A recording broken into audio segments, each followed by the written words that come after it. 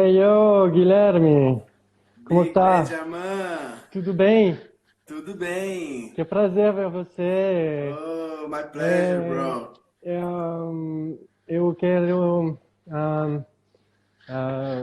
dizer que é muito interessante que essa iniciativa para fazer conversar tudo compositor, compo, compositor?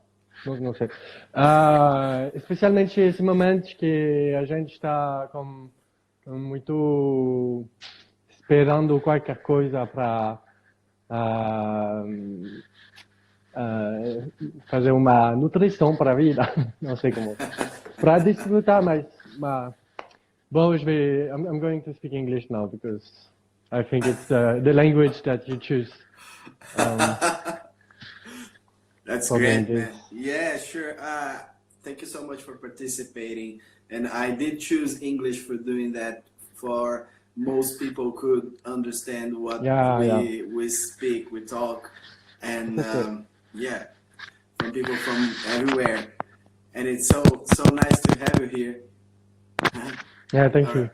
It's so nice to have you here, bro. And I know that you were a great conductor, and you did many things. You worked with, plenty of musicians, Mhm. lots of great orchestras. And one thing that I know is that you have you had contact with many different styles and many different techniques and practices of conducted improvisation. And Yes. I'm very interested to know how this have influence on your way in the style of you created your own way of conducting. Mm. Huh. Okay. Right question. Well, I think it's important to compare our practice with a normal language.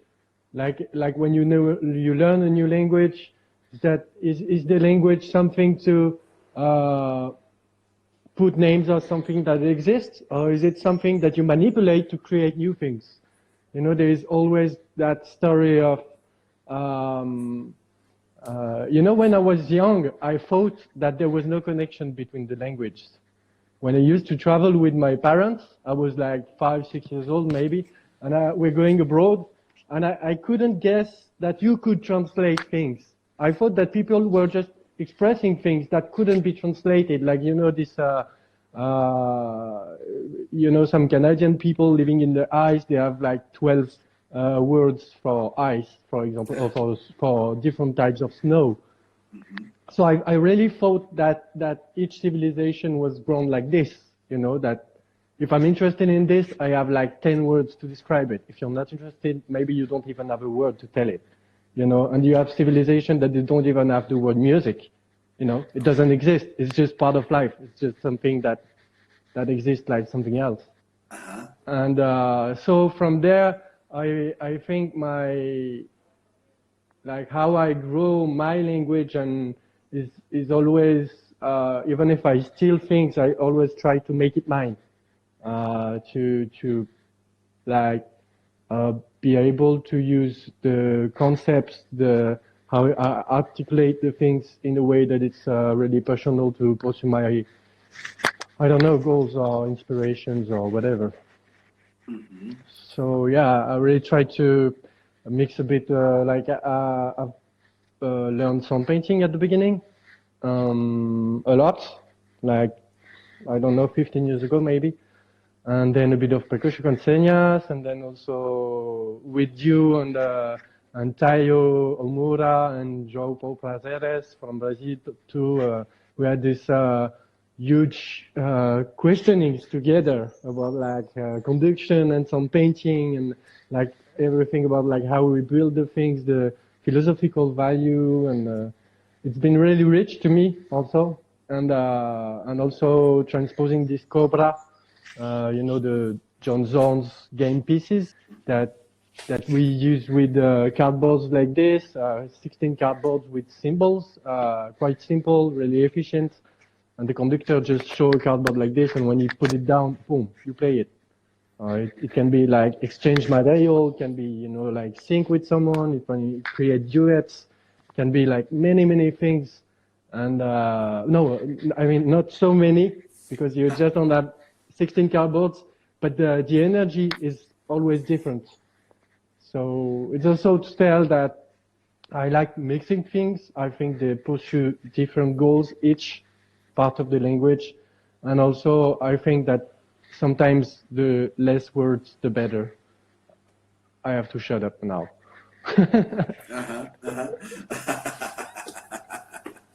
Awesome, man. Yeah. And one thing that I remember from this Cobra technique from Jones, or the game Cobra, is that the players, they ask for the cardboards. They can ask for mouth and eyes and ears. Yeah, sure. And then this is one thing that it interested me a lot, because it proposed a shared responsibility in the music, you know. And well, because you are a person that have been through all those methods, all those practices, and you know all this kind of tools to create music, to compose, and to also do this conducted improvisation thing. And I would like to know, how do you see, you know, the conductor role? You know, how do you see the person who is conducting? How you see the power versus the responsibility of the conductor in an ensemble? That's a big question. Like, big power, big responsibility, or you know, it's like completely like it's intertwined. Well, I think what is really cool in Cobra is that you have this way that you can call the cards, you know, like for the columns and then the numbers. So each one is able also to set a guerrilla against what is being played. And I think it's really cool to see, because it's playful. And I think that's something that is really interesting to incorporate in the game, that we are playing together. It's a serious game, but we are still playing. And that makes the people change the mindset maybe, or how they behave regarding the composer. We're just playing together. You can cheat me, you can surprise me, you can play against me, you can, you know, and because there is confidence, everything is, you know, there is no bad humor, you know, we can always laugh about anything. So that's the idea also, that I like this fact that I can be, you know, tricked by my performers. And, well, basically, I think it's my background to this real-time composing languages has been like really coming from something that I was really volunteer. I was really trying to achieve something. Also because I started with only actors, singers, and dancers. So I had to manage the space. I had to manage the speech, the themas, everything. And for me, I was much more in how to build images that I had in my head, or like welcome the ideas, but also like give strong directions, because they were all like really crazy. Like, because there were no space, no stage, they could go in the audience, they could, you know, like start a fight with someone in the audience, and I had to deal with it. So I had, like, it was like, they called themselves the gremlins when I started, you know, because they were like crazy, going everywhere and doing crazy things. So for me, it was a bit about like, I have to shape it somehow. And that was my early things. And now I think from this, I came to something much more quiet, like that I really try to feel empty when I'm doing things, and to let this, there was Matt Lavelle who was talking about this, it's not X factor, it's not chance about like, of course you welcome the change, you have something that like once I had someone in the audience found rigging, and we started to play with the ring, you know, with the orchestra. That's not about this. It's more about like how you create a surrounding, an ambience that makes everything possible, and that this emptiness is fed by a true expression of the more appropriate each time. You know, what is the most interesting path for the performers to pursue and for me to, you know, conduct. Conduct is a two-side or three-side work. You know, I give a direction as a conductor, but I'm also a link between the people. A conductor like electricity, you know, I'm a wire. So I like that I'm not like, it's not a triangle that I'm in the center. It's a triangle that is like equal between the performers, this something that happens, you know, I say source or fire or, you know, when you forget how you've arrived here, you know, that makes you, you know, that this little snap that makes something, oh, it's now working, or, you know, and the conductor, and this triangle is like equal for me. It has to be like really communicating all the time. Spinning, maybe, I don't know. Yeah, man, very, very beautifully said. Yeah, great. And one thing that you said that interests me a lot in sound painting specifically is that I think it's one of the most one of the practices of conducted improvisation who can really work with many disciplines, with dance, with music, with theater, with, you know, lots of visual arts and all of this. And well, I know that you've been working in an opera, in an opera of Lyon, and you have a big group with all those kind of disciplines.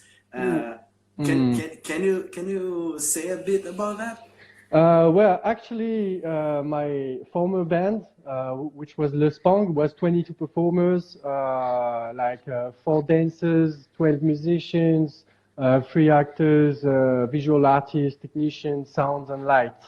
And that was also like a time for me to question about like how to produce a show that is written in the moment, but it's produced. Meaning like you have to decide things about light, about space, about like sound. Like when you go for a band, like the sound shell, you know, is really important. It makes like the identity of the band. So it was also a reflection about this, which doesn't happen like when you're doing like collective improvising in you know, underground. Squats or, you know, things like this, you know. So for me, it was also like how to produce a show that the audience couldn't guess if it's written or if it's improvised, and try to like really blur this hiatus, this border between improvised and pre-composed things. So we used to have like 18 tunes, kind of. Really typical from each styles, and I will start from blank, and maybe at some point I will hear a key or a rhythm thing that brings me that tune, so I use it to conduct, and usually I would use like 5 to 8 tunes on the 20th that we have prepared, and we had also like 5 or 6 what we call false card, reminding the file card composition from Zonzon, who was using like really short things on post-its, you know, like drunk downstairs, goes to 2 bars, funk styles, goes to this filling with drum, and then Mike Patton is gonna do this crazy thing with the voice, and everybody's gonna come back to a funk thing or a country guitar completely, you know. So this style of composing, I was really interested in it. So I started to build my own with the signs. meaning that if I, drank downstairs, for example, drank downstairs, and then I will point at a performer, and he knows what I expect, rehearse it, but it doesn't mean that it's going to be the same at each time. Sometimes I could stop on the drunk downstairs and try to develop that atmosphere, and sometimes it just goes for 1 second and then we continue.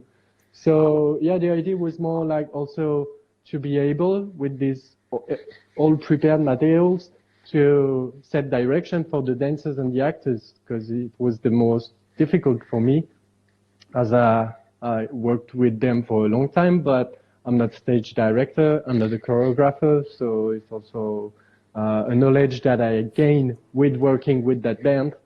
But now in residency in the Lyon Opera, that was cancelled because of Corona, which is a bit painful at the moment, but yeah, that's life for everybody. I think it's going to be like a complicated period. Yeah. So stay strong together with this kind of initiatives, Mike, is really cool to keep the people like in a same mood of creating things, although times going to be difficult. It's a good time also, like good breath necessary. And yeah, to go back to this opera, we are working in a residency at the opera, but I stopped working with actors and dancers because for me it was also really hard to be able to give directions and text and trigger like thousands of things in real time. So I'm a bit like waiting maybe some partnerships with a choreographer that will, bring some dancers in and then build the piece together. But for now, I prefer to focus that my band is now only musicians, 15 musicians, and there is just one video artist. Okay. That is working in real time, and mainly with real-time cameras on stage, but also with like microscope camera that he plays with some objects, and programming. I'm a lot digging in generative programming, like how you use computer to generate new materials, self-generating, like with what we call shaders, this evolving material that you can see in dance shows sometimes or in video, like new numeric art things, digital art area. I'm a lot interested in that. So I'm also like conversing with programmers to find something that could fit my my idea of live composing. That the ensemble is called Attracteur Étrange, which from the Lorentz attractor, which was a mathematician who theorized the chaos theory. And the attracteur étrange is like the central point that comes and amplify everything, from one point, if you follow the self-amplification, this kind of feedback effect on the matter itself, then you come to new ideas.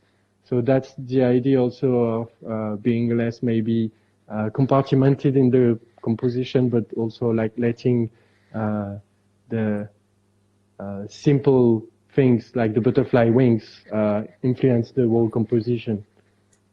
Wow, man, that's fantastic! Yeah, incredible. I'm thinking it's not ready. Okay, it's just yeah. You are a very interesting person. You have great ideas, and I have a tricky question for you. Yeah, come on.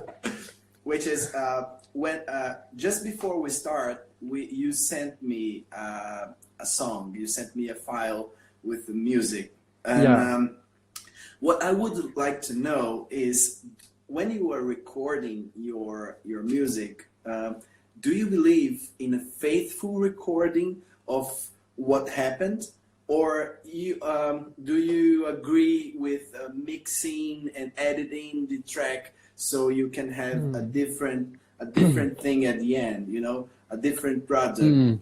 No, on the recordings that we've heard and that are online, like the videos, it's just what was played.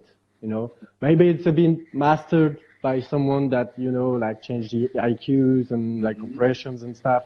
because like with live performance, you don't have the same, necessity with the sound of the room and everything. But no, I like the idea that like when you're listening to improvised music on CD, you don't expect the people to rewrite it after. For me, it's a bit different. I don't say it's not the same value, but I say it's just not the same work. And I would love to like have a DJ or like electronic composer that takes the music of the band and like shift it to something else. But for me, it's another work. Yeah, sure. It's not like no. I like the idea that what we play is what should have been played. It's also like the idea that I grew up talking to you and with Daniela and reading Butch book, and that the music is already there and we're just here to make it happen how it should be. And that's a beautiful idea that I like to pursue, because it's also about philosophy, about like being in the moment, and the faithful that you're talking about has no question about integrity once you're in that path, I think. Yeah, totally. Yeah, great. And well, one thing that I thought a lot is, as you just said, just some few questions before. One thing I like about sound painting, which was your first practice, your first language that. It's still my main language. Yeah, I'm like shaping it, but it's still my main language. Okay, so how are you shaping it? I'm like taking the things I like everywhere, a bit like, I think it's like when you learn your instrument and you like that sound, so you go for that sound, and you like that phrase, so you go for that phrase. Mm-hmm. And then you work it at the beginning, it's a bit like, and then you make your own language out of it. So I hope I'm going to do that. So when I like the percussion concernias rhythm that they do like this, so I shape it with my hits, for example, in that way. So I can do starak, ka, ka, ka, ka, and I try to like use it in the most versatile way that I can. When I train my ensemble, I really try to shortcut the consciousness in a way that it becomes reflex, especially with those rhythm things, and that at first when you learn a language, first you translate everything from your language to the other language, and then you speak, okay? Mm-hmm. And then after a few months or so, you dream that language, okay? Mm-hmm. Like your thoughts, they directly express in the new language that you learn. Mm-hmm. And I really try to build that with my ensemble, that you don't even translate what's being said. You don't even think of the name of the sound, the sign, and you don't just project you in some sound. It's more like a behavior that you have with your instrument, with your medium of expression. I see this or I see this. It makes me like I'm in this physical position of producing this, and I'm projecting all my soul in the result directly. Mm-hmm. I don't know if I'm really clear. Yeah. It's great, great. Yeah, great. You have very interesting points of view about conducting improvisation. And what I was about to say is that sound painting. One thing that I think that sound painting is great is that it was able to create a huge community around the world, because there are many people who does sound painting. I don't know how many people, but I would say thousands of people. It's hard to say. Yeah, it's hard to say.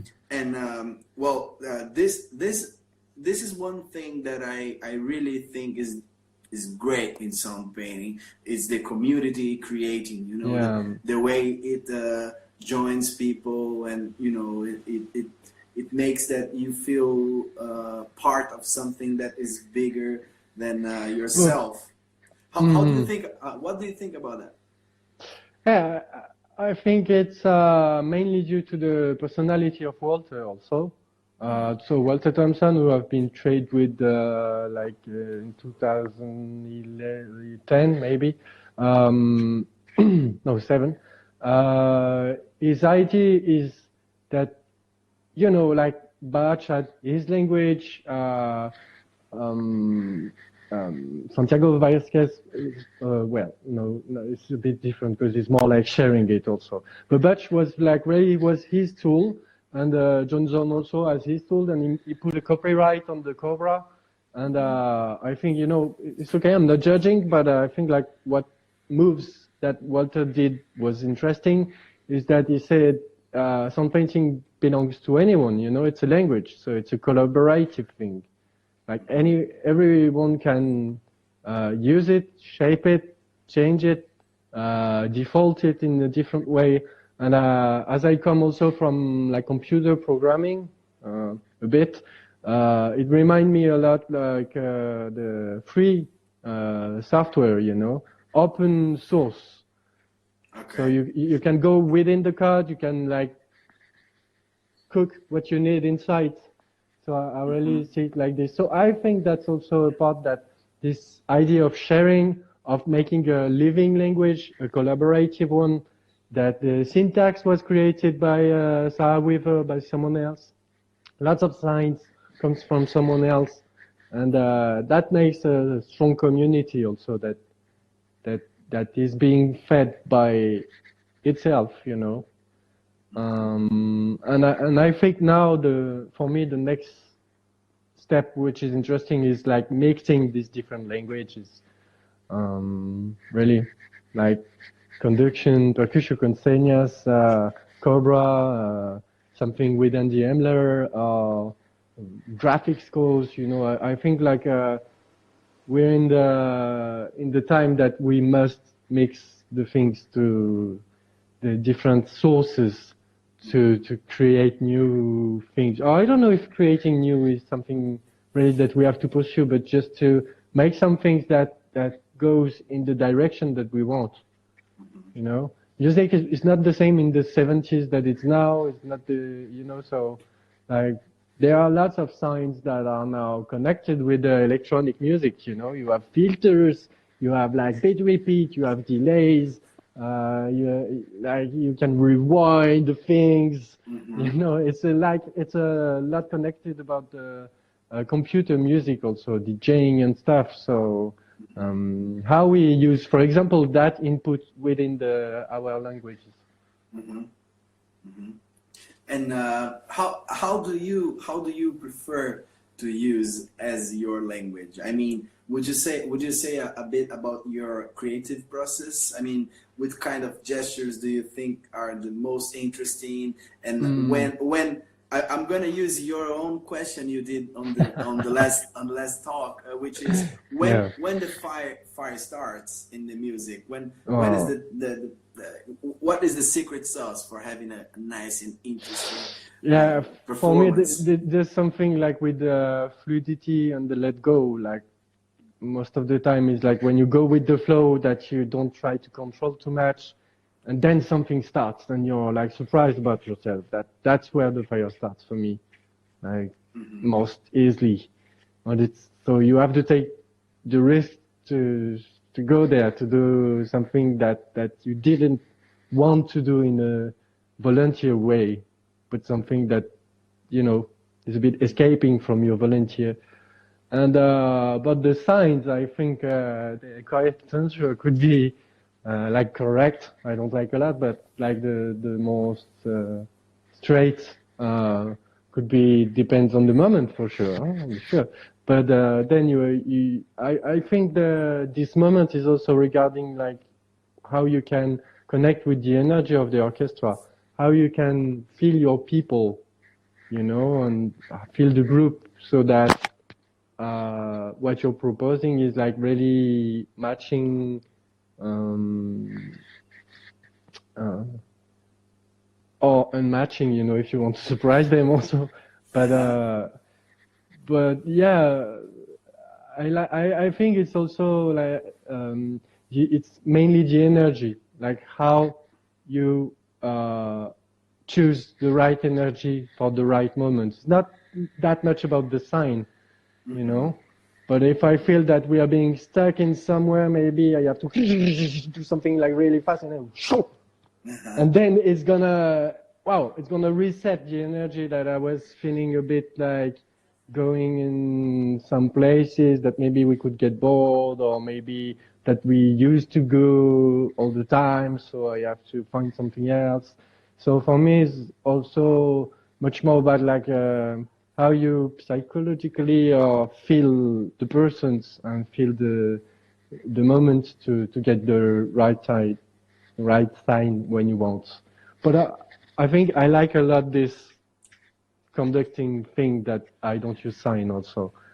Like I just give the measure, give some starts, give some texture in my hands, like how the energy I shape. And so it's much more easy, and it's also triggering the initiative in the orchestra a lot.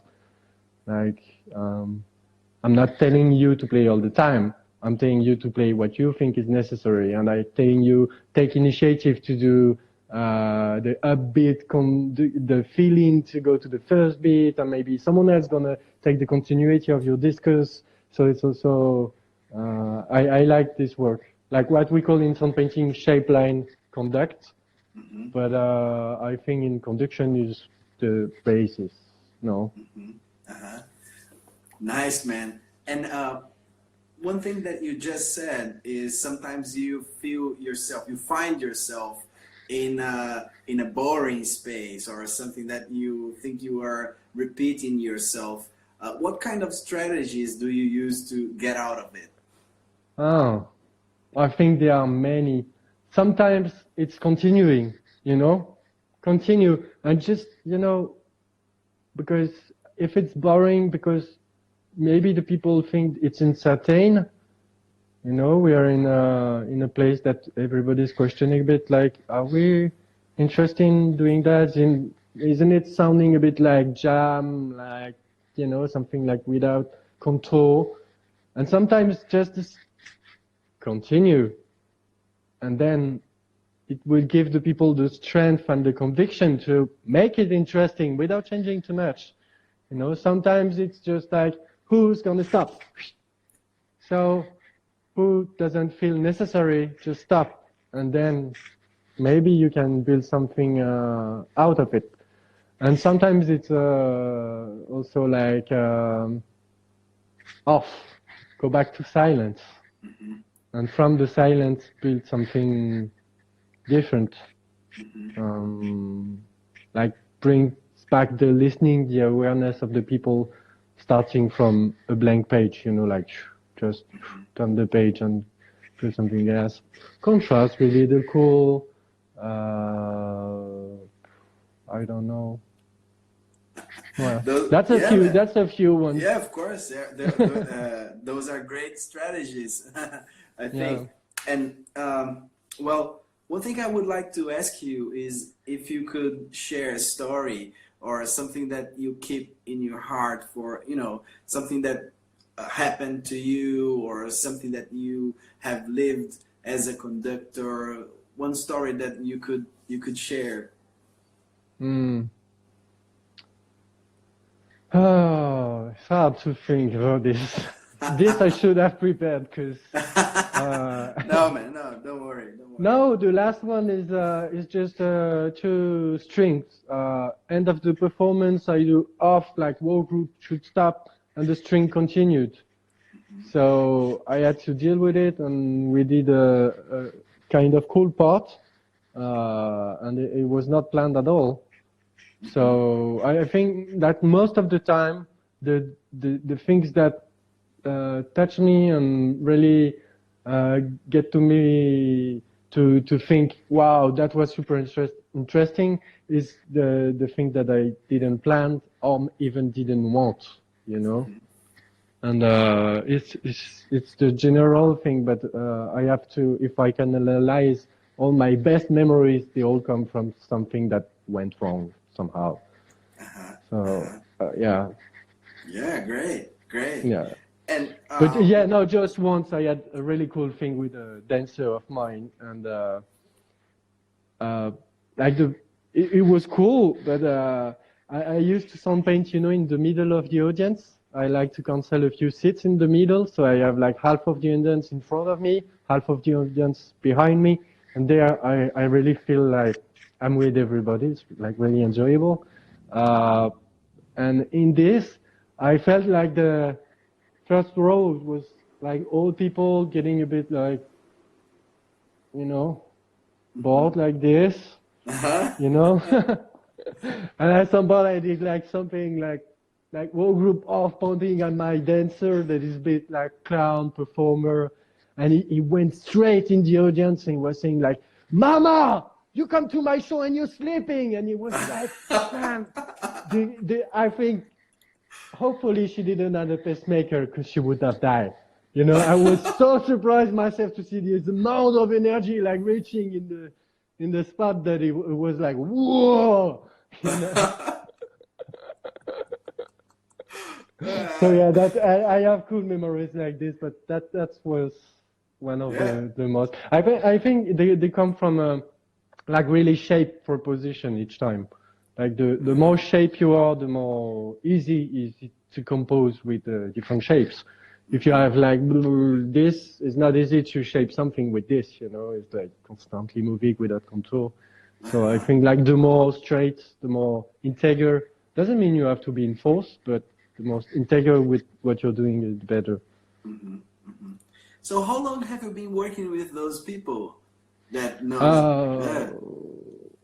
Well, with Le Spang, I worked 5 years, I think. 1 year and a half just with actors, dancers, singers, and 3 years and a half with 12 musicians more.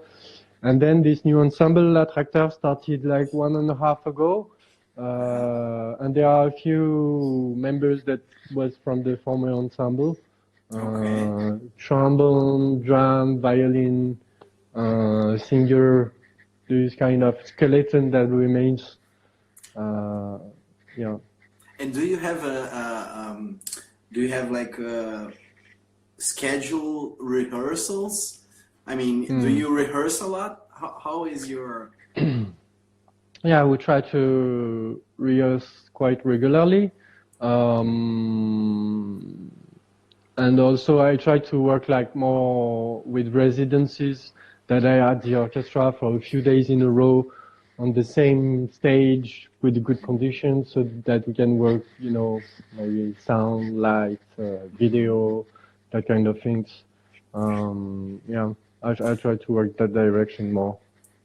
If you were going to work with new people that you never met before, how long do you think you need to to rehearse with them to have a great performance, to have something that is really cool for you? Usually I ask 3 days, which is like a luxury for me.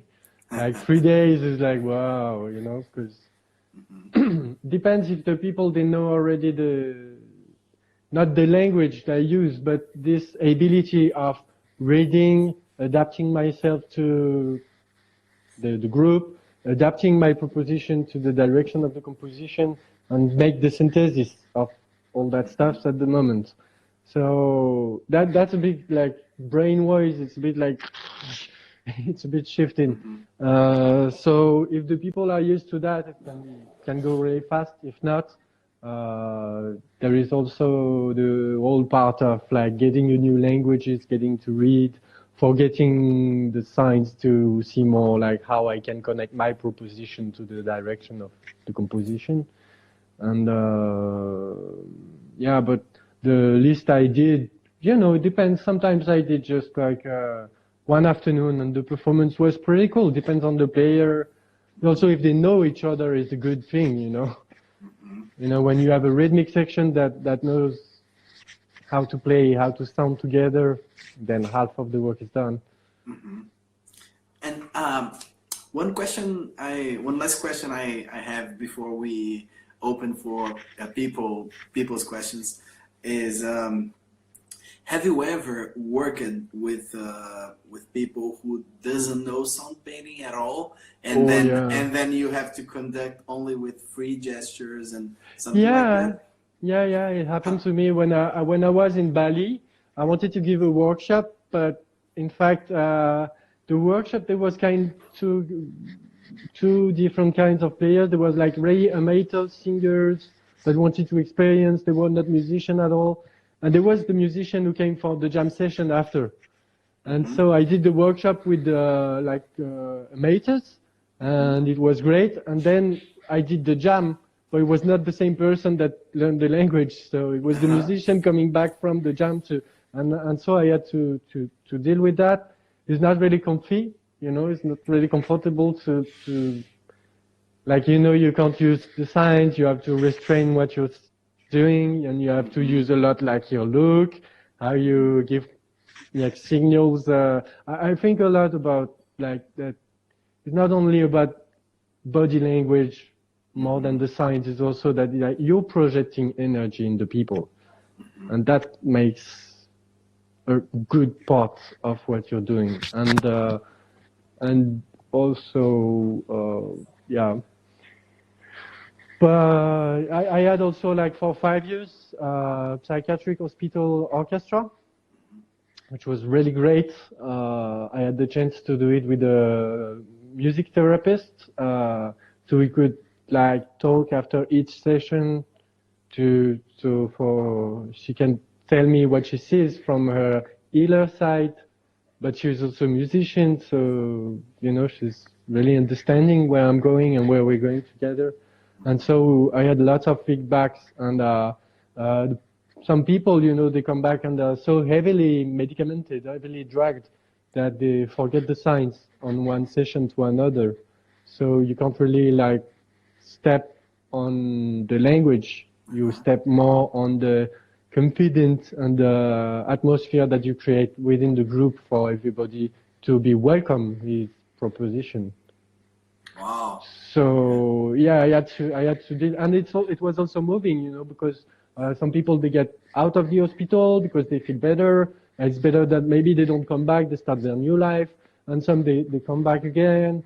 And so there are different things. So I couldn't use a lot of the time the same signs.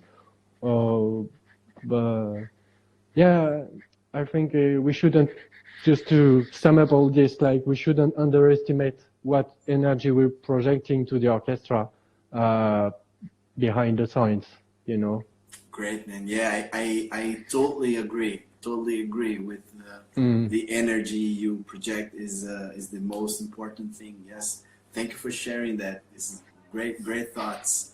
So I think now we can open for questions from whoever is watching, and we have a first question here. Can you see it? So how do you? I'm twisted. Sorry. Okay. So how do you think conducted improvisation has contributed to the development of music as an art form? Wow, interesting. Well, I don't know how to reply, how to take that question. I think just there is one thing that I would like to be really careful about, is that, okay, we're creating signs, we're doing things that we say it's new, but don't use a sign to appropriate something that already exists, It's like, we are not inventing things. We are manipulating ideas, concepts, aesthetics that already exist. And I think it's more how we compose, how we grow, how we articulate those things that is interesting, more than, I've created a new sign, it's called potato. And potato means that there's a huge definition, and okay, why not?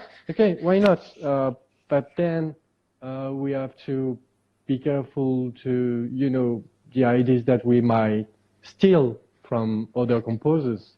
It's important that when we create things, we always pay tribute to where we got the idea from, because that's where the person that wants to learn has to go, Yeah.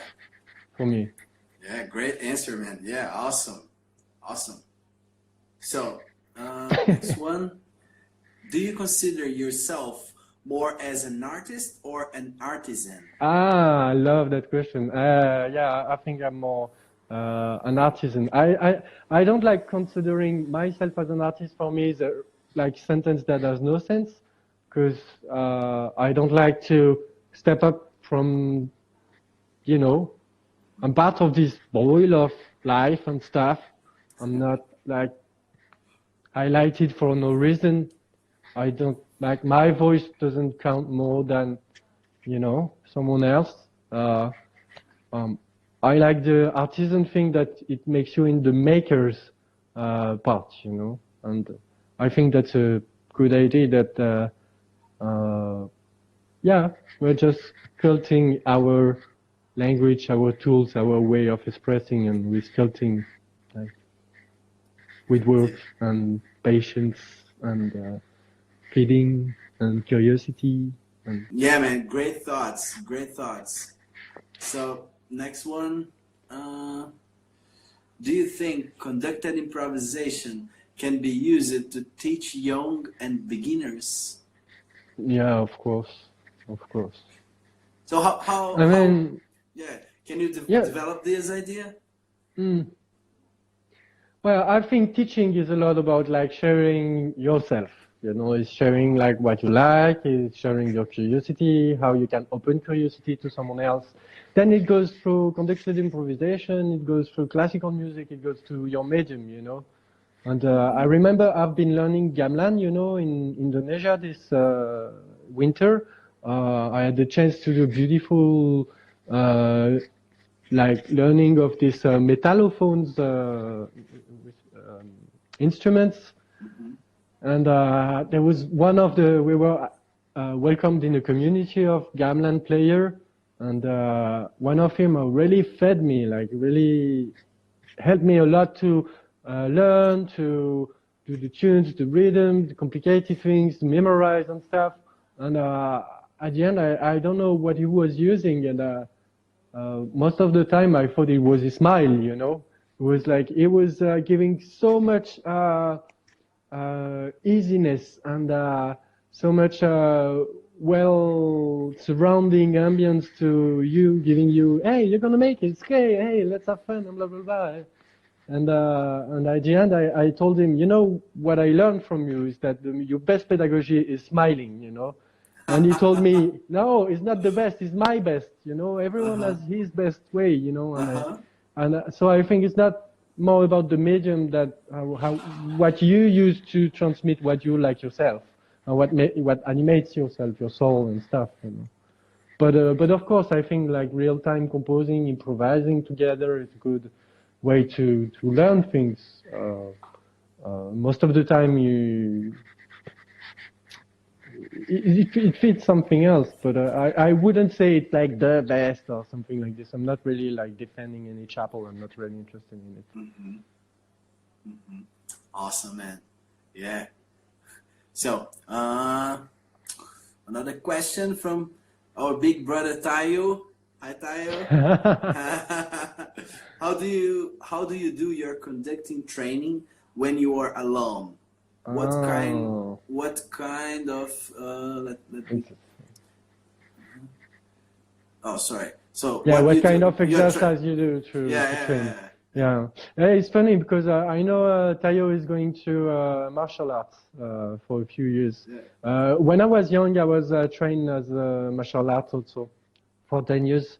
I really learned a lot from it, from your body awareness, from your strength, how you can work your muscles in movement without resistance, just using yourself as the self-resistance to develop your strength in the moves. But also, I liked a lot learning, you have katas. It's a space chaining of movements, that as if you were fighting with imaginary opponents. And for me, that made me learn a lot about like how to structure my memory of getting through signs and through movements. And so I think it's, you know, it's different because like sound painting is an articulated language that you can do like really complex sentence, you know. And I was like, woodwind 2, improvise with, I don't know, rock feel every 4 bar, pitch up half a tone. And if trumpet 2 is playing swing feel, then you go closing up, you know, in space with dancer 1, you know, and that you can make. I was speaking, so I didn't do it too fast, but I could like do it like really fast. And this was helpful for this, but I think it's a lot of moves. Like if you do it in front of an orchestra that doesn't read a lot, it's nonsense because everybody's gonna, and then the music's gonna decrease. It as soon as you do a sentence that is too complicated and the music decreases, then I always say we do it for music, we don't do it for the signs. So never get the signs, let the music less better than it could be. You know, always like this. And I think with the be water sign, you know, as Bruce Lee says, you know, that be water, be fluidity, like be, you know, smooth and stuff, you know. With some painting, we have to take photos. You know, we have to be tack, tack, tack, tack, tack, tack, because like this, I can work the metronome to be like really shaped. Like the movements are photos, so you can read, you know, the things. And I think the sign from conduction that you can work in a shape line conductor, like giving freely things and twisting the texture is really much more like how you be like fluidity and connected and yeah, being more water maybe in that way also. Fantastic answer, man. Yeah, you're great. You're great. So the last question we have here is, what conducting actors and dancers gave him in conducting music sound? Wow. That's I never asked myself. I think, yeah, there is one thing is the use of speech in composing. And it's funny because like in 1 hour and a half now, we have a talk about sound painting, but everybody's really welcome to come and talk. Walter Thompson's going to be there, and I will help moderating. And the topic I choose for this first talk is about speaking, how we use speaking content as a content within the composing, you know. And I think conducting pluridisciplinary helps you a lot to perceive and to build performance in a wider way. Even if you're working with musicians, then you're going to be more listening to their moves, you know, to their what they express with their body when they're playing. You know, it teaches you that.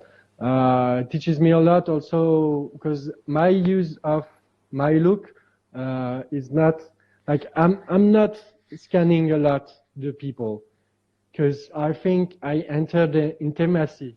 You know, I don't want to create this eye contact if I don't need it. You know, when I listen to the orchestra, usually I just focus one point in the center or on the ground, and then I try to more get the, I don't know, the energy of what they're doing. And when I used to sound paint with dancers, that was quite a central point. Because when you have two dancers here and two dancers there playing together, how do you read them? You know, do you read them like sequentially, like this, and then you lose your listening of this part? And I think I preferred like watching in the center and getting the energies of both. And I think with the orchestra it's the same. I would like rarely use my look to read someone. I'm using my look to say something to someone, because yeah, that's my way. Man, you are an awesome person. Thank you so much for joining this talk. You are great, so man. Much. You're great. And thank you for all those great questions. Valeu demais. And hope to see you soon, my brother. Sim, espero ver pronto. também. Okay. Tô com saudade do Brasil. Saudade, amigo. Eu vou voltar. No, and as the others said, I think it's great that you play the game also soon. That we have to interview you. Yeah, we're going to prepare this. It's going to be great. All right. Thanks again for your work. It's so great and inspiring for me to every day question myself about each position. It's not bad or good position, it's not. And I think we're in this way that we can just sue our path within conducting due to your things and your talk. Thank you so much. See you soon, my brother. See you. Ciao, ciao. Thanks so much. Bye.